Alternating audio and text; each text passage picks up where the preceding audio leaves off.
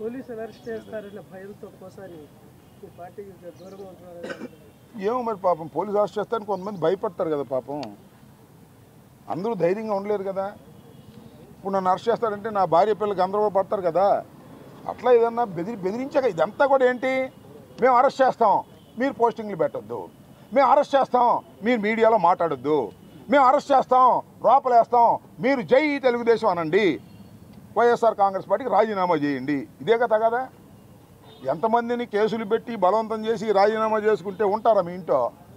మళ్ళీ మీ ఇంటికి నిప్పు అంటుకున్నప్పుడు మా ఇంట్లో రారు, వస్తారు. కాలచక్రం గిర్రని తిరిగిద్ది, టర్రని తిరిగి వచ్చేసింది. మళ్ళీ తిరిగి వచ్చేసిన తర్వాత ఉంటుంది భజన. అది విషయం. చట్టం తన పని తాను చేసుకుపోయే విధంగా ఈ ప్రభుత్వం ప్రవర్తించకపోతే న్యాయస్థానాలకు వెళ్తాం, సుప్రీంకోర్టు దాకా వెళ్తాం, న్యాయ పోరాటం చేస్తామని మీ ద్వారా ప్రజలకి ప్రభుత్వానికి చెప్పదలుచుకున్నాను, ప్రజలకు మనవి చేయదలుచుకున్నాను. ప్రభుత్వాన్ని, చంద్రబాబు నాయుడు గారిని, లోకేష్ గారిని, రెడ్ బుక్ అధినేతని, writer of the red book, చాలామంది పుస్తకాలు రాశారు చూశారుగా మీరు. ఈ పుస్తకం ఇంత మహానుభావుడు రాసి చెప్పుకుంటారు. రెడ్ బుక్ రాసింది మాత్రం మన లోకేష్ బాబు గారు. ఆయన శాశ్వతంగా రెడ్ బుక్ రచయితగా నిలిచిపోతాడు. ఆ రెడ్ బుక్కే నీకు శాపం కాబోతుందని కూడా ఈ సందర్భంగా నేను చెప్తున్నాను. ప్రజాస్వామ్యంలో పార్టీలు మారతాయి, పద్ధతులు మారతాయి, గుర్తుపెట్టుకో.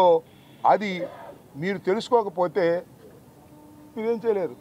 సన్ స్ట్రోక్ కొట్టింది అంతే. ఇంతకుముందు చాలామందికి సన్ స్ట్రోక్ కొట్టింది. చంద్రబాబు నాయుడు గారికి కూడా లోకేష్ స్ట్రోక్ కొట్టేదట్టు ఉంది, ఎర్ర బుక్ స్ట్రోక్. గుర్తుపెట్టుకోమని మనం వచ్చేసి ఇప్పటికే 5 మాసాలు అయిపోయింది.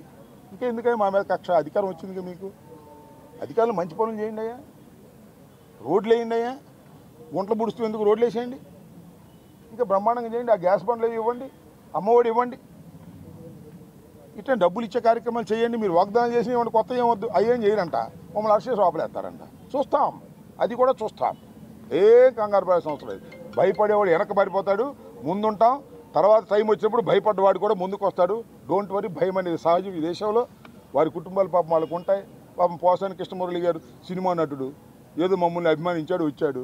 ఆయన మీద కేసు పెడతాం, రోపలేస్తాం, కుమ్మేస్తాం, కొట్టేస్తాం అన్నప్పటికీ కొద్దిగా వెనక తగ్గి ఉండొచ్చు. కానీ మనసులో మాత్రం పోదే. జగన్ ముద్ర మనసులోనే ఉంటుంది, గుర్తుపెట్టుకోమని కూడా ఈ సందర్భంగానే మనవి చేస్తాం.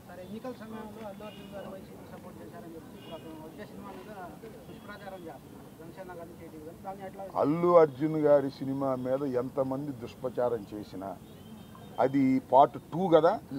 ఈ పుష్పాన్ని చూడకోకుండా ఎవడ ఆపలేడు. అక్కడ దాకా ఎందుకయ్యా? నందమూరి తారక రామారావు గారి కుటుంబం జూనియర్ ఎన్టీఆర్ సినిమాను చూడకుండా బహిష్కరించాలని ప్రయత్నం చేశారా? ఆపగలిగారా?